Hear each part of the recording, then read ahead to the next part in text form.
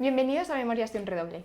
En el capítulo anterior hablamos con el rollo sobre los comienzos de nuestra asociación, cuando esto no era una asociación en sí, sino que era un grupo de amigos que se juntaban a tocar y eran ganas de tocar.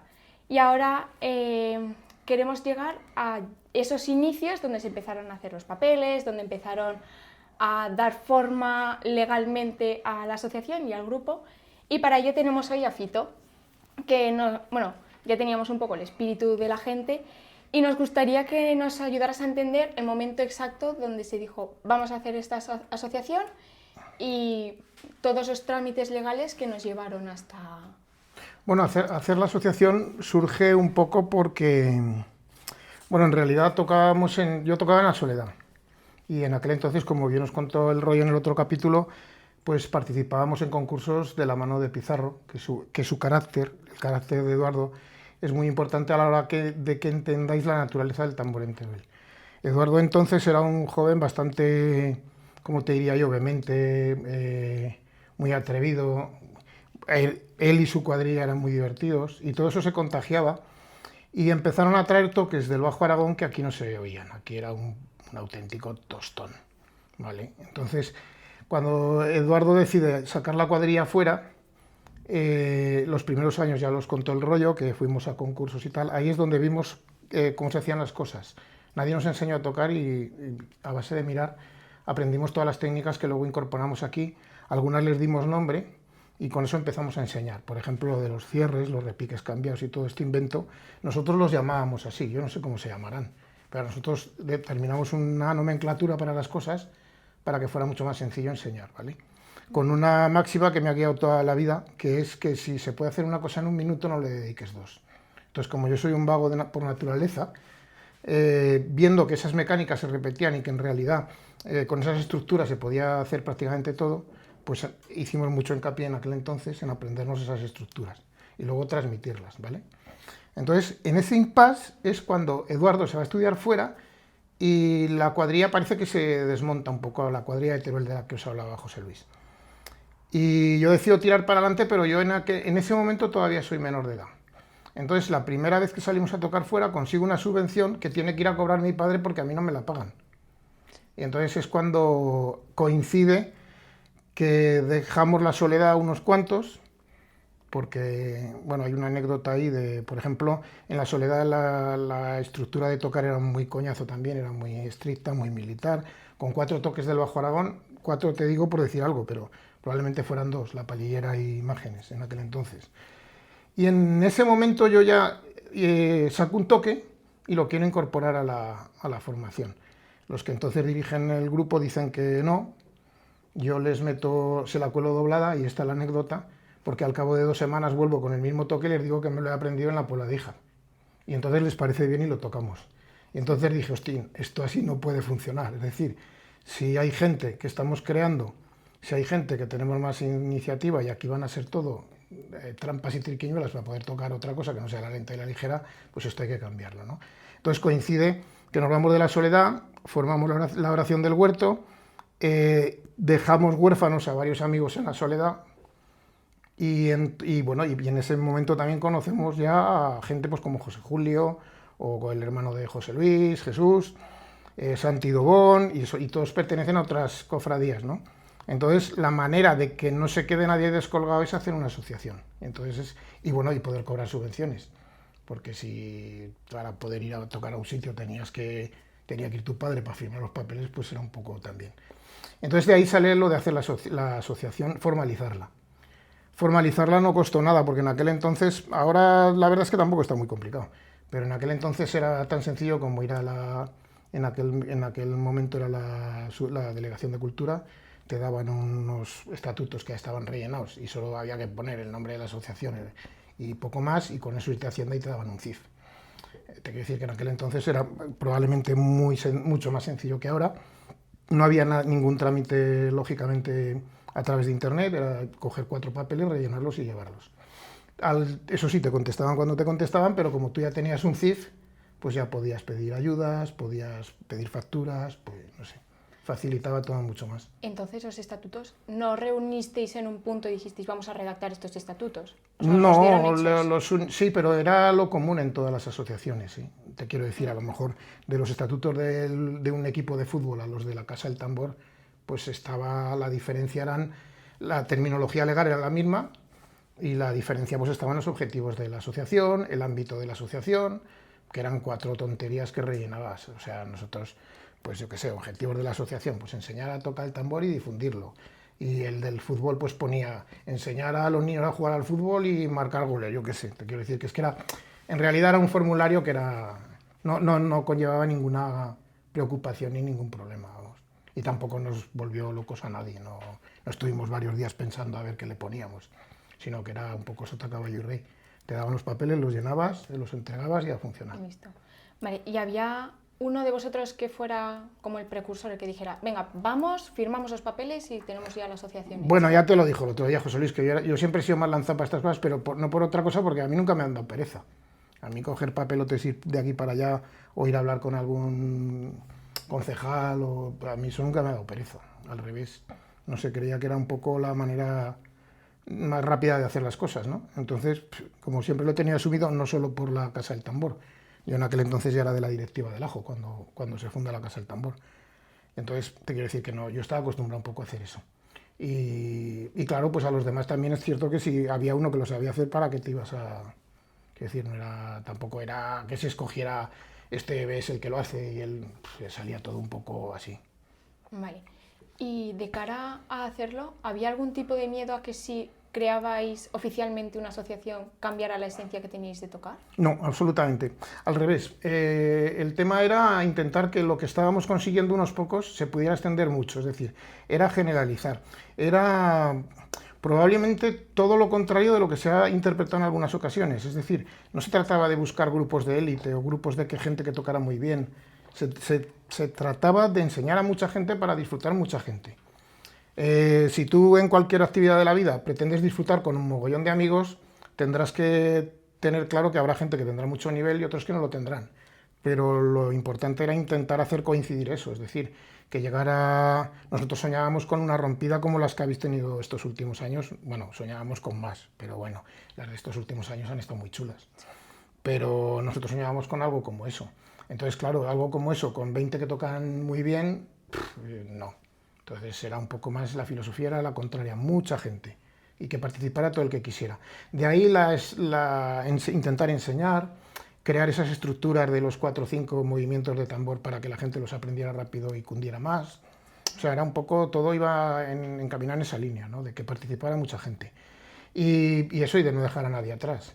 De ahí, cuando se escoge el nombre de la Casa del Tambor, precisamente se escoge la casa del tambor porque, bueno, ya creo que había algún precedente de alguna otra asociación en otros sitios que no era de tambores, pero que tenía la casa de no sé qué, ¿no?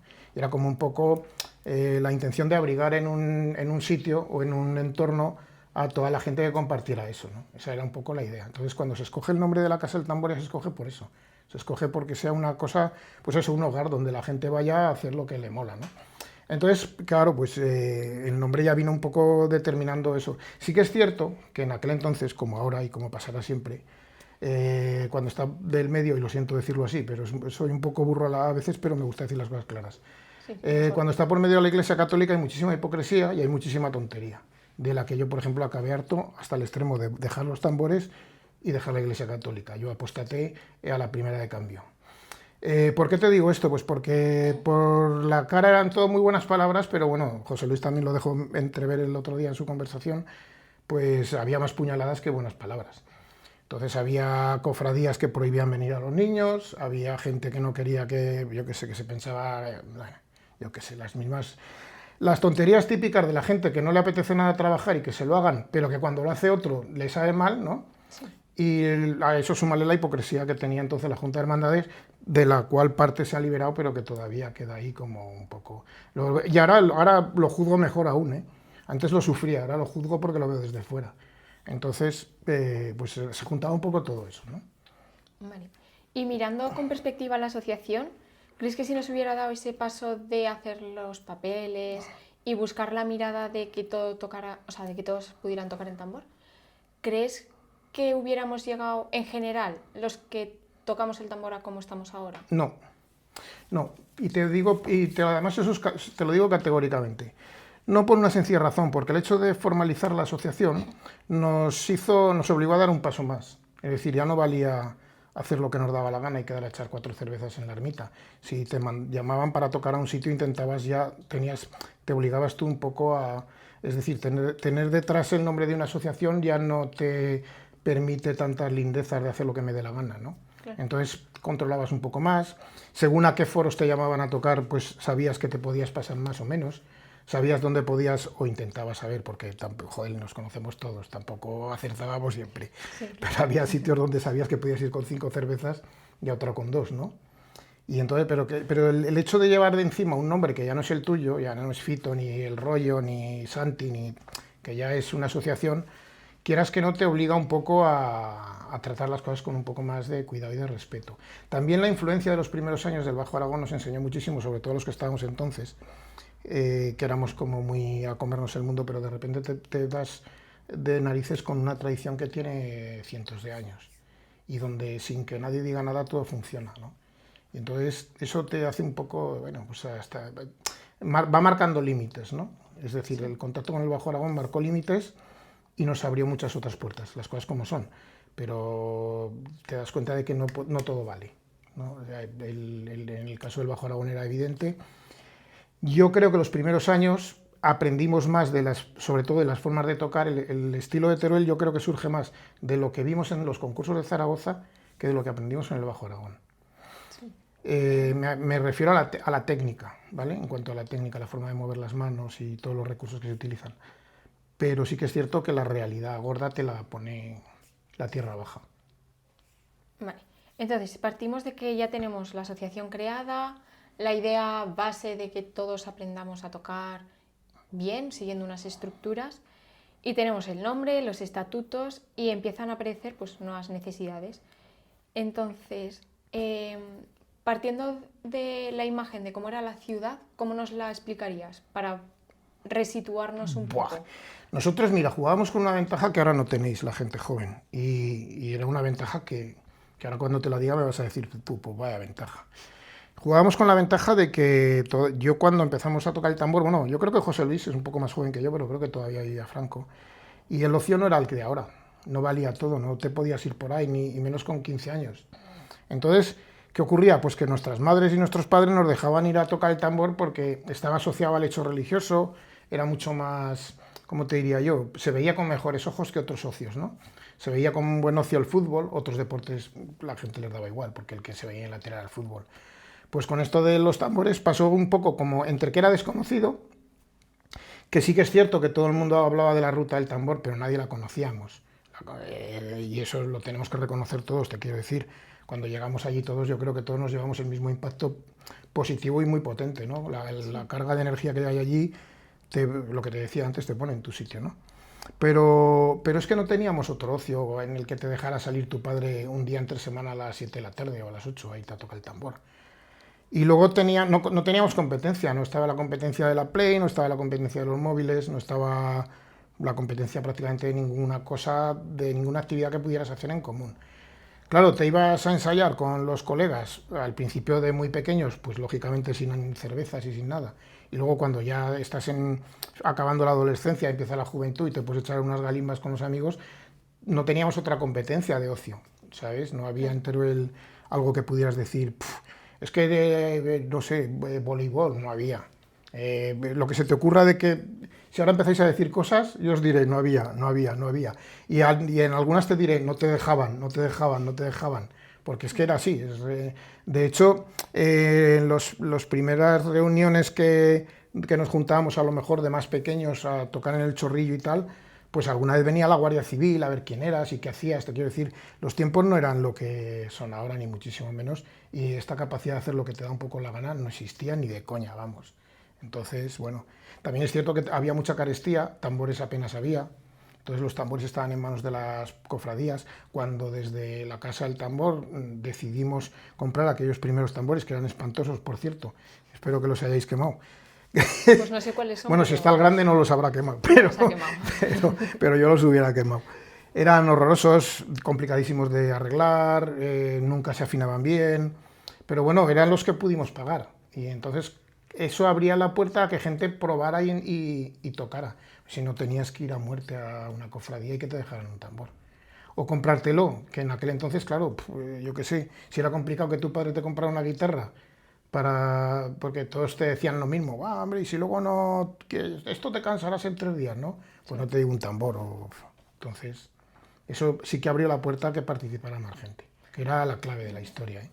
Y en esas reuniones que hacíais, ¿vosotros notabais en ese entonces que estabais construyendo algo importante para mucha gente a futuro?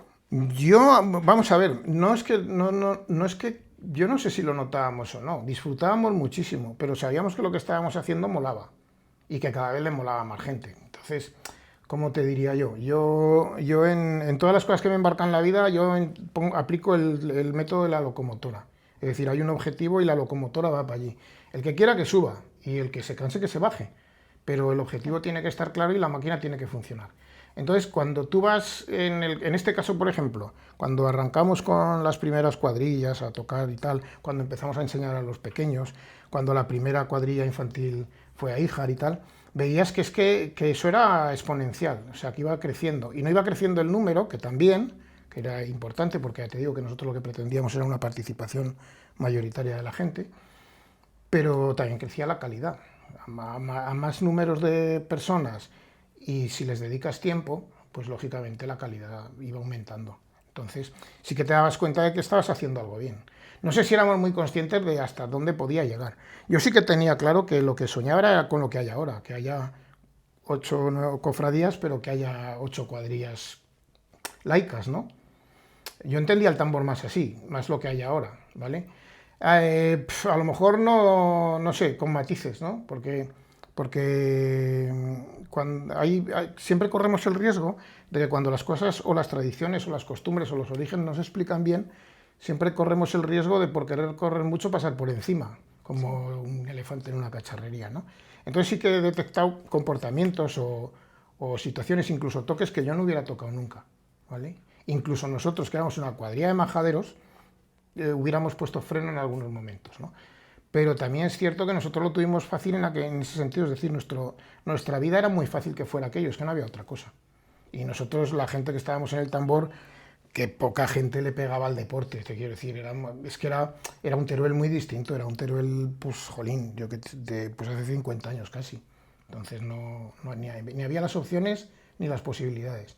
Y entonces te enfocas en una cosa, te sale bien, ves que va creciendo, y aquello era pues felicidad y alegría. Luego ya vendrían problemas y líos, como en todos los lados cuando crece mucho, porque luego también compiten egos, pues yo que sé que os voy a contar si lo vivís también en vuestro día a día, entonces... Vale, entonces, cuando un grupo empieza a crecer, surgen también cargos importantes dentro del grupo. Por ejemplo, los jefes de cuadrilla o la directiva de las asociaciones, etcétera. Esas figuras ¿cómo era asumir en un grupo tan grande una figura de autoridad como ser el jefe de la cuadrilla o intentar dirigir al grupo hacia un lado? Pues yo es que te voy a ser sincero, yo en toda mi vida no he usado nunca el término jefe de cuadrilla, ni lo he entendido tampoco. Es decir, yo tuve la suerte de formar equipos en los que nunca ha habido nadie más que otro. Sí que es cierto a lo mejor que cuando, por ejemplo, tienes que tomar decisiones de carácter legal o de carácter económico, tal y cual, pues sí que hay una junta que se reúne, lo habla y lo estudia y tal. O a la hora del tesorero pues siempre tendrá que firmar las cuentas. Pero a la hora de organizar yo he tenido esa suerte. O sea, yo tuve la suerte de juntarme en diferentes etapas con diferentes equipos de gente del que, yo qué sé, por ejemplo, todos acordaréis de Canito, Gargallo, sí, y Miguel Ángel y yo, pues ahí nadie se preguntaba quién hacía qué. Quiero decir, es que era como todo muy fluido y de la misma manera anteriormente cuando éramos cuadrilla de Teruel y cuando empezó la Casa del Tambor, exactamente igual.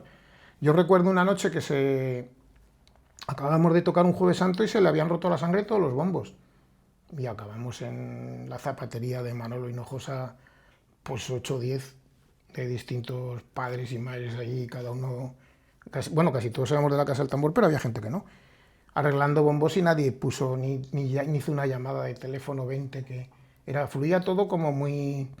muy natural. Tampoco, a lo mejor, si nos hubieran llamado por teléfono, tampoco nos hubieran encontrado, porque lo mismo, tampoco teníamos el móvil todos en el bolsillo. Entonces, hubieran llamado a mi madre y le hubieran dicho, pues esto no han venido, pues, normal.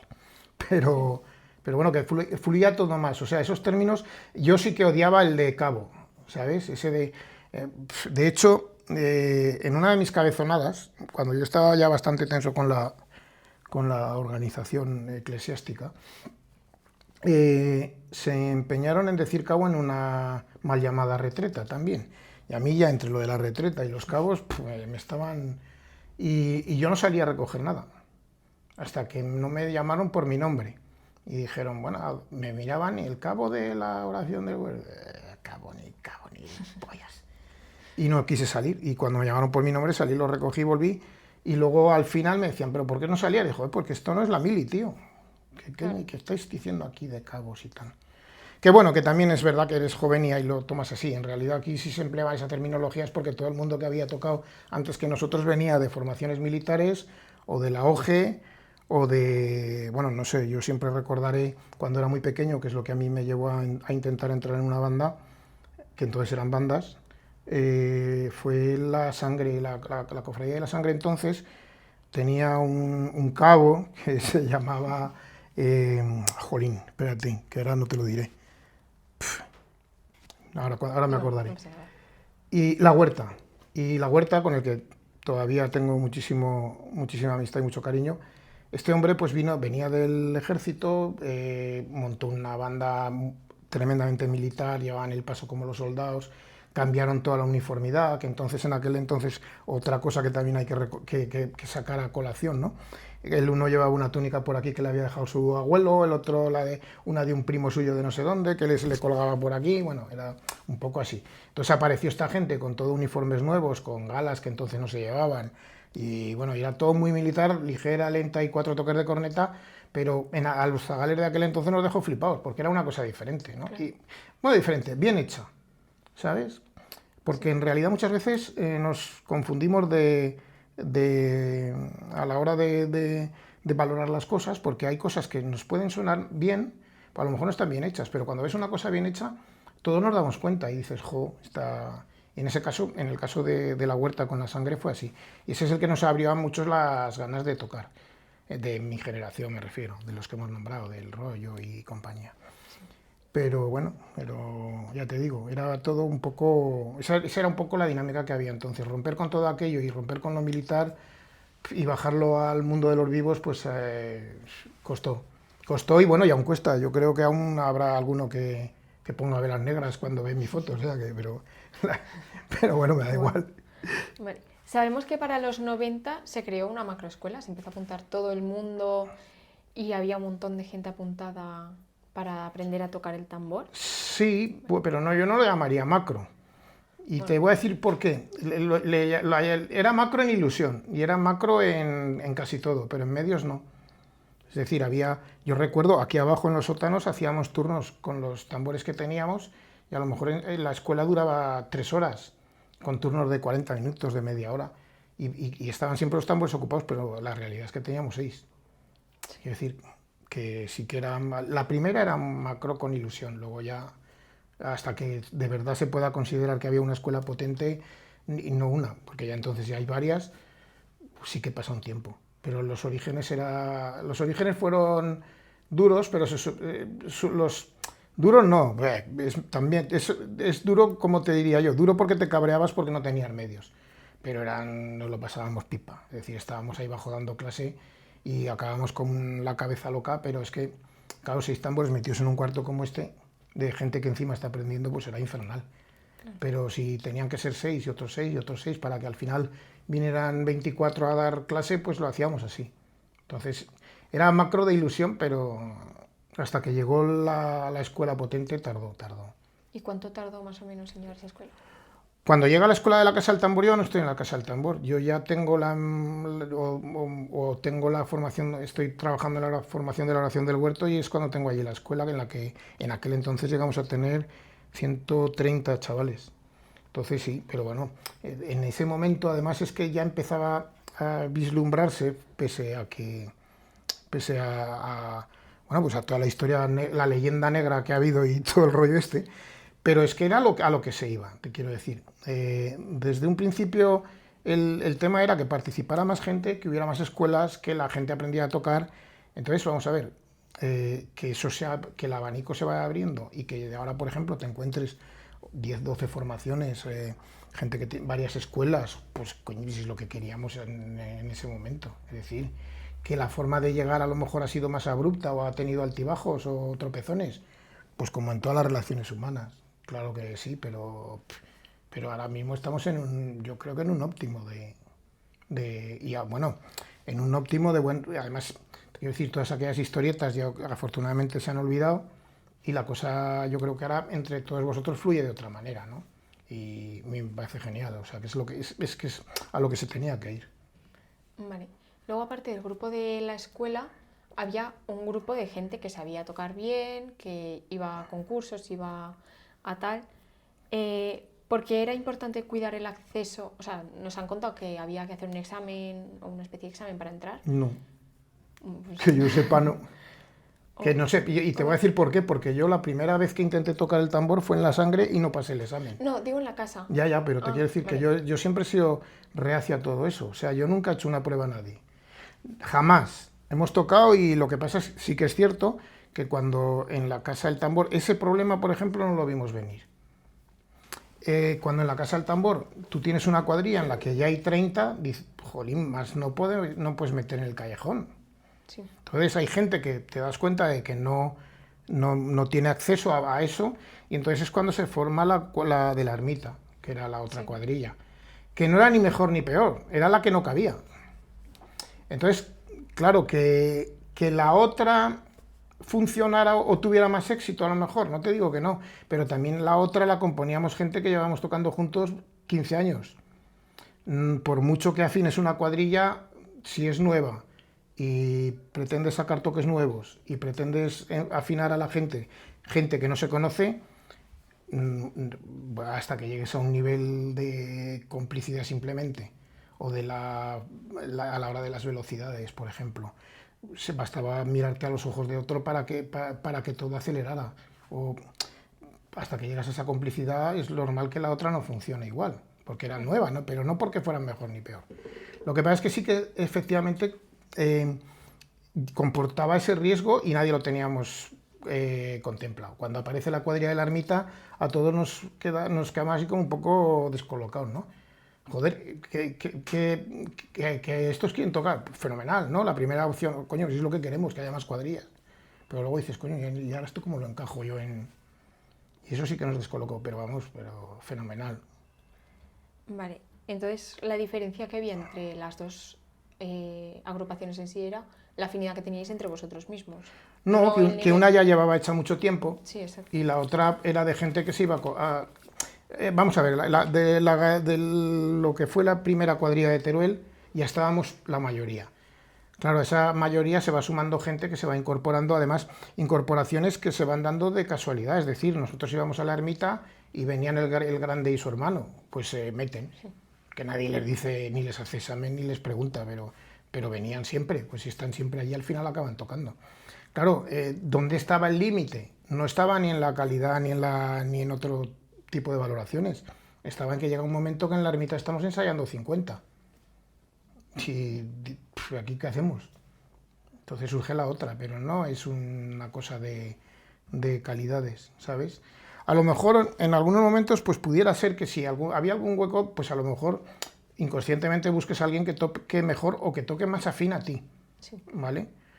Pero no creo que fuera tan dramático, ¿sabes? No, o por lo menos yo en su día no lo percibí, y con el paso del tiempo tampoco. Es decir, de hecho, tengo muchísima amistad con muchísima gente que tocaba en cualquiera de las dos cuadrillas y no sin traumas ni problemas, vamos. Vale. Cuando os empezáis a mover ya como Casa del Tambor, empezáis a ganar concursos en nombre de la asociación, a representar a Teruel en las jornadas, pues más allá de actuaciones y de resultados y tal, ¿qué significaron esos momentos para vosotros? El llegar, por ejemplo, a Híjar y decir, estamos en las jornadas nacionales representando a Teruel por primera vez, por ejemplo. Pues hombre, mira, a mí personalmente fue una putada. Sí, pues porque la primera vez que fuimos a las jornadas de Híjar íbamos 4 tambores y no teníamos bombo. Vale. Y cogí yo el bombo y 2 minutos antes decidimos lo que íbamos a tocar. Y resulta que le decidimos tocar la entrada. Y la entrada va con 2 bombos. Sí. Entonces, 1 minuto antes, uno de Híjar me dejó otra maza y yo toqué con 2 bombos, sin ser bombo, o sea, te quiero decir... Una locura. Sí, pero es que eran las formas en las que hacíamos todas las cosas, ¿sabes? Era como nos han invitado, vale, vamos, pero guau, qué guay, no sé qué, te deslumbraba los focos y ahora qué hay que hacer, jolín, que hay que tocar y que hay, o sea, estaba todo, y vamos así. La segunda vez ya no pasó, pero la primera fue así. Y pues sí, pues dentro del anecdotario pues es muy divertido. Y hay gente todavía en Híjar que dice, jolín, los primeros que tocasteis con 2 mazas vosotros. Pero no fue por devoción, ni por pegarnos el pegote, ni... Fue que lo hicimos fatal y no teníamos ni puñetera idea de qué tocar. Y cuando decidimos tocar algo, hacía falta otro bombo y no estaba. O sea, no estaba ni allí. O sea, es que sí, aquella vez nos invitaron a 5, teníamos que tocar 5 y fuimos 5. Que pues ahora mismo, a lo mejor, bueno, ni ahora mismo ni nada. Al año siguiente, cuando nos dijeron, oye, que vengáis otra vez a representar a Teruel, pues ya iban los 8 o 10 que tocarán y luego 20 más. Pero en la primera vez no se nos ocurrió que hicimos el Canelo, pero bien hecho. Pero bueno, era como funcionaba, ¿sabes? Sí, sí. Y fuera de esa experiencia, ¿cómo se sentía salir de Teruel a representar a la ciudad? Ver que lo que vosotros hacíais luego marcado o que se fundaran otras asociaciones, hicieran exactamente lo mismo, ir a tocar y como marcar ese ritmo. A mí siempre me ha parecido bien. Es verdad que las primeras salidas ilusionaban más porque no había salido nunca. Entonces, yo qué sé, que te llamaran para ir a tocar a Calamocha ya flipabas, o decías, jolín. No hemos hecho la procesión del Jueves Santo y la del Viernes Santo y hemos ido a tocar a Híjar y no hemos hecho nada, ¿no? Entonces, cuando te empezaban a llamar de sitios, pues la verdad es que, además, ahí íbamos sobrepasados de entusiasmo siempre. No teníamos límite de frenada. Te llamaban de cualquier sitio y era así, y luego ya iría al que fuera, ¿sabes? Sí. Pero bueno, luego pues ya la cosa se fue organizando mejor, pero la verdad es que siempre, pues bueno, pues como cualquiera que en cualquier ámbito de la cultura represente a su ciudad fuera, pues bien, una gozada. A veces no tanto, porque también el otro día José Luis os dejó caer así un poco por encima los fiascos que tuvimos en algunos concursos donde nos penalizaban por cosas que no existían o donde nos quitaban puntos nos quitaban puntos por, yo qué sé, porque uno llevaba zapatos verdes, yo qué sé, es que era, ¿sabes? No nos lo ponía nadie nada fácil. Entre otras cosas porque si bien el Bajo Aragón enseguida hicimos buen rollo, pero porque hicimos buen rollo de juerga y luego eso seguía. Tú vas a Híjar, te pegas la noche de juerga con los de Híjar y luego tocas en el concurso, pues es que no has parado la relación, ¿no? Ni la has cambiado porque toques. Claro, ¿de dónde venía el problema? Pues en los que llevaban menos años, pues Fuentes de Ebro, por ejemplo, no os podían ni ver, si es que nos odiaban. Los de Pina, de Ebro, los satélites de Zaragoza. Sin embargo, las cofradías potentes de Zaragoza, con esas, salvo la distancia ideológica sobre todo, porque eran gente muy pía, muy cristiana. En algunas cofradías de Zaragoza incluso son requisitos indispensables ciertas devociones y ciertas historias, ¿no? Pues salvo esa distancia, el respeto era más grande con las cofradías de Zaragoza capital que con las de todos los satélites de alrededor, que no podían consentir que acabara de aterrizar una cuadrilla de taraos que encima venían sin dormir y que se llevaran los concursos o que se lo pusieran difícil, ¿no? Entonces ahí sí que es cierto que hubo de todo. Pero sin embargo en el Bajo Aragón nada en absoluto, al revés, al contrario. Mira, un dato que os puedo dar que creo que es muy interesante, que el grande lo conoce, por ejemplo, pero bueno, si queda aquí grabado pues ya lo tenéis. Las túnicas que lleva las originales, las primeras de la Casa del Tambor y de la Oración del Huerto, llevan el mismo patrón porque un sastre de la Puebla de Híjar nos regaló los patrones de las distintas tallas para que nos los hiciéramos, nos los pudieran coser en Teruel, y nosotros hasta tal punto era el rollo de bueno que los mismos patrones iban para una túnica negra que para una roja, que si venía otro y quería otra de otro color se lo dejábamos, pero el patronaje nos lo regaló todo un sastre de la Puebla de Híjar. Entonces, y nos lo regaló y nos consiguió las telas muy baratas porque el tío era sastre y la compraba en almacenes y todo por el entusiasmo que nos veía de ir a tocar, ¿sabes? Pues vamos a hacer esto, vamos a hacer una asociación, pues, ¿qué? Pues toma, trajes, ¿sabes? Toma, ¿de qué vais a ir? De negro, tómatela, yo os la compro. Y nosotros una cofradía, ¿de qué vais a ir? De rojo, yo os la compro, ¿sabes? Y nos salía súper barato y gracias a eso pudimos crecer al principio tan deprisa, con apoyos como ese. Su cuñado nos enseñó a hacer bombos y timbales. El Grande y el Cabra, por ejemplo, aprendieron conmigo y con los hermanos V a hacer timbales y bombos allí en esa casa. Sí. Te quiero decir que es que les debemos mucho, pero... Y les debemos mucho y les debemos sobre todo ¿cómo te diría? La posibilidad de ir más deprisa. Tú imagínate en aquel entonces, con la economía que teníamos, lo que nos hubiera podido costar llegar a tener todos unos trajes en condiciones o, por ejemplo, que ahora mismo a lo mejor es pecata minuta en cualquier casa, ¿no? Y sin embargo entonces era un follón. Más, sí. Y eso nos facilitó muchísimo las cosas, sobre todo nos ahorró a lo mejor 3 o 4 años o sea, nos dio 4 años de velocidad, nos dio como los turbos de los coches de ahora, ¿no? Nos dijo, vale, tú tienes claro dónde vas, pues toma, yo te voy a echar gasolina, ¿no? Entonces sí. Eso nos ayudó muchísimo. Vale, ahora pasando como un poco más a una parte más personal, queremos saber también un poco tu visión de cómo te sentías tú tocando, ya no tan en general. Entonces, por ejemplo, nos gustaría saber, porque cada uno tiene un primer tambor y no lo vas a olvidar. Entonces, ¿cuál fue el tuyo y cómo llegó hasta ti? O sea, ¿fue que lo compraste, te lo regalaron, No, yo me lo compré, me costó mi pasta además. Bueno, me costó mi pasta, no, compré 2 tambores porque el que me los vendía 2 que tenía viejos. Y eran ya de segunda mano, el que yo me quedé fue un Gascón de 40, de Puente Central, como el que decía el otro día José Luis también, de Gusanitos, de este que sí. Lleva el adorno ese. Que luego esos tambores les llamaban también Maradonas, porque entonces se suponía que era el mejor tambor que había, y bueno, tonterías de la gente. A mí llamarle a un tambor Maradona me parece un pecado, pero a la gente es así de gilipollas. Y entonces, pues yo el primer tambor que tuve fue ese y me costó 13.000 pesetas, ese y otro. Y con ese otro tambor que lo tenía desmontado, que nunca lo llegué a arreglar, hasta que un día, estando aquí, entró por esa puerta Javier Barea, que ahora es policía local, El Veneno, no sé si lo conocéis. Me suena. Esto de los motes, algún día nos traerá un problema porque este es policía ahora, ya ves tú. Bueno, pues Javi entró por ahí, era pequeñín y entró con su madre y no teníamos ningún tambor para que tocara. Y yo me acordé de que tenía ese, lo arreglamos y venían Carlos Gargallo y él. Y para Javi era demasiado grande. Y entonces el que yo arreglé se lo quedó Carlos y hicimos un esfuerzo y buscamos un tambor más pequeño para Javi.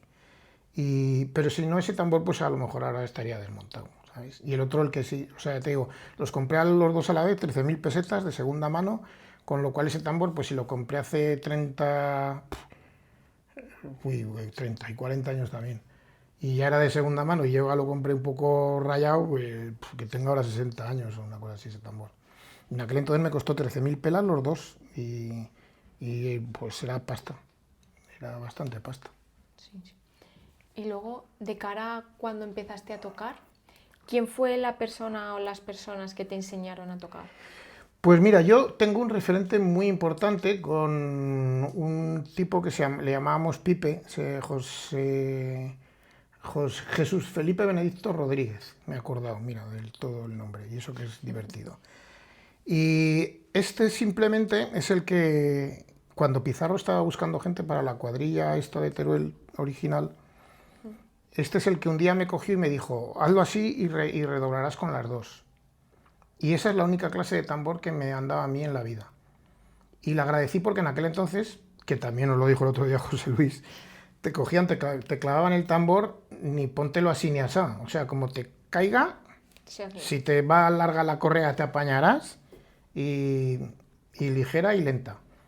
La mayoría de la gente redoblaba con la mano derecha y la izquierda era un apoyo. Yo, como venía de una intención de ser zurdo, pues yo redoblaba con la izquierda y la derecha me servía de apoyo, pero como no les molaba, pues tenía que hacerlo al revés. Y entonces al final, con muy poco esfuerzo y gracias a lo que me dijo Pipe, pues en 2 días redoblaba con las 2 manos.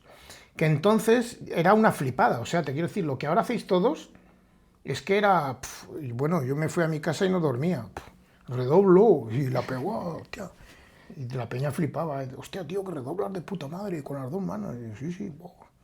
Y claro, luego de esos habíamos 20 y pizarros a los que cogió para ir a tocar por ahí, entre los que estaban, pues eso, José Luis, su hermano, Santiago, José Julio Torres, que toda aquella gente, ¿sabes? Mejor o peor, redoblábamos con las 2 manos, que era, o sea, nosotros éramos los buenos porque hacíamos esa mierda, ¿sabes?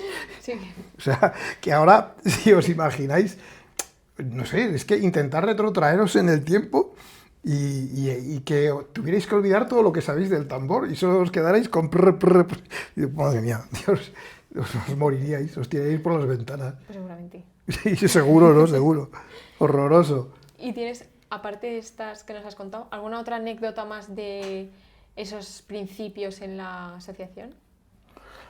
Bueno, sí, pues que al final teníamos más cara que San Alejandro y sí, tirábamos para adelante con cualquier historia, pero anécdotas es que era cada 2 por 3, te quiero decir, se proponían cosas y siempre nos las tiraban para atrás. Todo lo que fuera que el tambor evolucionara, había parte de gente que lo veía con buenos ojos. ¿Y qué parte de gente? Pues la gente que en aquel entonces pertenecía a cofradías que creían en la Casa del Tambor, ¿vale? Pero por el otro lado había un bloque bastante sólido de gente que todo lo que hacíamos era pecado, íbamos a ir al infierno, la gente se iba a volver loca, no se iban a poder sacar los santos y les decíamos, pues iba a ser al revés, si ahora no tenéis peaneros, cuando los niños toquen el tambor vendrán los padres, que al final es lo que pasó. Pero bueno, pero tú lo ves muy claro, pero jodo, la caverna es la caverna y si en la caverna nadie enciende la luz, siempre están a oscuras. O sea, esos no veían nada. Veían que corría, que poníamos en riesgo no sé, pues a lo mejor su forma de entender la historia, ¿no?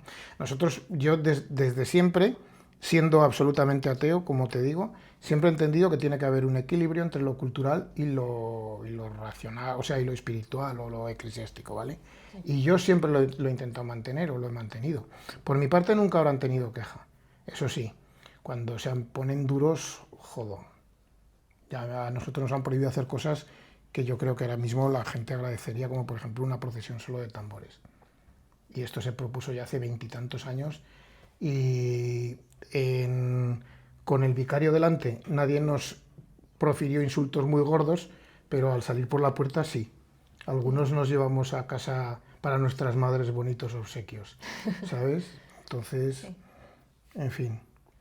Y si cerraras los ojos y vieras ese momento, ¿qué es lo primero que te vendría como imagen? ¿De aquellos años o de esos momentos duros en general? ¿O de lo todo que en sea? general, De todo. o sea, del conjunto entero. Buf, no sé. Yo creo que alguna vez de las que... no sé. No sé exactamente cuándo, pero hubo un momento en el que ver muchos tambores a tu alrededor haciendo lo que hace ya 10 o 12 o 15 años era impensable. Yo creo que ahí sí que yo he llegado a tener esa sensación, no sé decirte cuándo, pero tuve esa sensación de decir, lo hemos conseguido, esto Sí. funciona, ¿vale? ¿Cuándo fue? No lo sé, pero a lo mejor pues llevaría ya la historia funcionando un montón de años. Pero que ahora, por ejemplo, lo vivo desde fuera y lo vivo me encanta, te quiero decir, a mí esto de que ahora mismo haya más cuadrillas y que compitan, no me gusta cómo compiten algunos, también te lo digo, porque entiendo que el tambor es otro rollo, ¿vale? Mi concepción o mi idea desde el principio del tambor es otro rollo. Pero sí que me gusta como ver que lo que en un momento dado habíamos 20 chalaos en la ermita, pues ahora puede haber en Totero el 500, pues me encanta, me parece brutal. Y que de esos 500 muchos estén agrupados en cuadrillas que no tienen nada que ver, o que sí, me da igual, es que cada uno es muy libre de hacer lo que quiera, con cofradías o con no, pues también me mola un montón, es decir, que haya un tambor que no tenga por qué ir detrás de nadie, me parece genial. Además es más enriquecedor y a lo mejor te permite mucha más libertad de creación. Cosa que a nosotros tampoco, te quiero decir. Nosotros creábamos, pero teníamos que estar, ¿cómo te diría yo? Siempre estabas pensando de que lo que estabas tocando iba a salir en una procesión. Entonces, había cosas que no sé, era como un límite que nos venía bien para ingeniárnoslas e intentar saltarnos el límite siempre, pero sin que se notara. Entonces, yo creo que fueron los años en los que más proliferaron toques y formas de hacer las cosas y tal. Pero era un poco la necesidad, que viene a ser un poco pues como cuando tienes una censura de cualquier tipo, ¿no? Como cuando estaba la censura franquista, siempre había algún escritor que sabía saltársela y triunfar, ¿no? Y decir burradas que la censura no entendía. Sin embargo, pues a nosotros nos pasaba un poco lo mismo con los tambores. Sabías que tenías que sacar tus toques en una procesión. Entonces, a ver cómo lo hago, cómo se la cuelo, ¿no? Sin llegar a la mentira de la primera vez que me pasó a mí de decir, no, lo he oído en la Puebla. Por cierto, vaya toque, aún me acuerdo, pero era espantoso. Ojalá se olvide y muera conmigo y nadie lo vuelva a tocar. Y luego, ¿hay algo que recuerdes de eso, o sea, que te haya dado el tambor, pues un aprendizaje de personas, alguna cosa física que aún conserves y digas, esto lo aprendí aquí o conozco a esta persona de aquí que aún conserves? Sí, personal un montón, además de muchos sitios. Sí, como amigos muchos. Como cosas materiales guardo algunas, porque el otro día cuando me llamasteis ya os comenté que no tengo fotos, no soy apegado a las cosas, no sé, cuando se acabe mi memoria se ha terminado, ¿sabes? Me gustan más los recuerdos que no necesito cosas para que me las... Para recordar. No, ni las fotos tampoco. Yo cuando me fui de la casa del tambor dejé aquí todo lo que tenía. Pero es que cuando me fui de la oración del huerto dejé todas las fotos y todo lo que tenía. Es decir, no me llevaba a mi casa nada. Tengo alguna foto suelta, pero porque a lo mejor te la hace un amigo, pero no tengo nada. Y lo que sí que guardo, y guardo con mucho cariño, es algún tambor. Entonces el primer tambor lo guardo, el último tambor lo guardo, y entre medio uno que nos hicieron de cerámica de Teruel, que pesa en un muerto, pero es chulísimo, y lo guardo. Pero soy de guardar pocas cosas. Bueno, guardo un biberón que tenía cano lleno de monedas, que no tiene nada que ver con el tambor, pero apareció en un autobús un día que fuimos a tocar por ahí un biberón con pesetas dentro. Pues ahí está. Que algún día, pues igual os lo dono para que, pues igual las monedas valen algo dentro de unos años, no muchos a lo mejor. Pero bueno, te quiero decir que no soy muy apegado a las cosas. Yo sí, los recuerdos los llevo conmigo y lo prefiero así porque te voy a decir, con el paso del tiempo las situaciones amargas se van suavizando. Entonces yo los momentos malos que haya pasado con el tambor ya no me acuerdo casi de ninguno. O sí, casi. Y sin embargo de las alegrías sí. Y tener algo en mi casa que a lo mejor me recuerde un momento que no fue muy agradable es que me la refanfifla. No me vale para nada. Soy así, de raro. ¿Qué le vamos a hacer? Bueno, pues con esto ya terminamos. Muchas gracias por sentarte con nosotras y bueno, pues por ayudarnos a entender un poco cómo surgió todo, cómo fue que fuisteis tirando del carro para sacar todo adelante y llegar a lo que hemos llegado ahora, tanto nosotros como asociación y el mundo del tambor en Teruel, por cómo se entiende ahora, que yo creo que es un avance de las 20 personas que vosotros decíais a lo que hay ahora, que es un avance muy grande, como has comentado.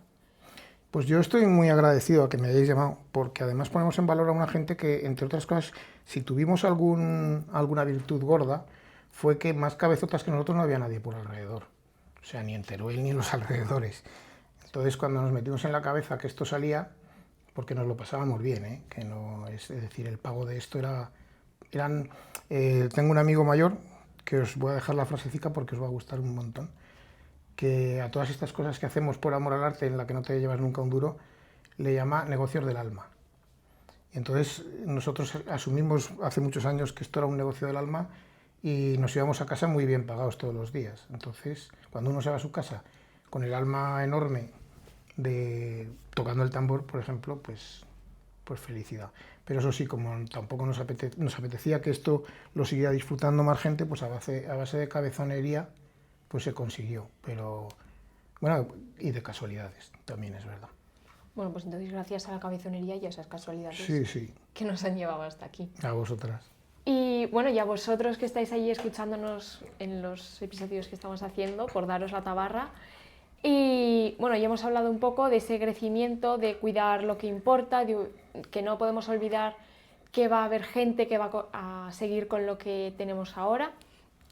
Y bueno, pues aún nos quedan muchas voces, muchos redobles, muchos toques y muchas historias por escuchar aún. Nos vemos en el próximo episodio.